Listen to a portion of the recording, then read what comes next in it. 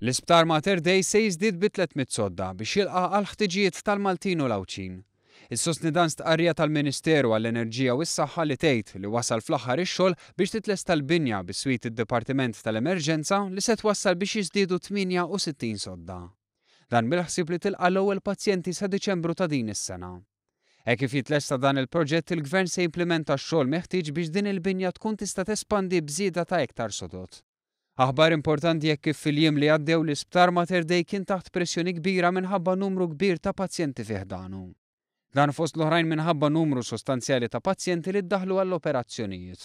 Fi stqarrija l-Assoċjazzjoni Medika Maltija sostniet li l-problema nħolqot minħabba numru ikbar mis-soltu ta' pazjenti kif ukoll għaliex hemm ħafna sodod okkupati minn anzjani li għalkemm m'għandhomx bżonn ta' kura akuta jinsabu Mater Dei minħabba li m'hemmx posta li x'imkien ieħor. Għaldaqstant il-mam saħqet għal miżuri biex jittejbu s-servizzi tal-anzjani.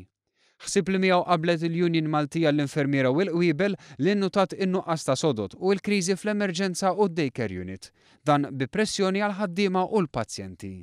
F'dan l-aspett l-istqarrija tal-Ministeru għall-Enerġija u s-Saħħa tgħid li flimkien mal-Ministeru għas-Solidarjetà Soċjali qed tkun indirizzata l-problema ta' pazjenti long-term care f'Mater Dei li hi riżultat ta' anzjani li ma jkollhomx il-ħtieġa jibqgħu Mater Dei għall-kura iżda li ma jkunux jistgħu imorru lura lejn darhom.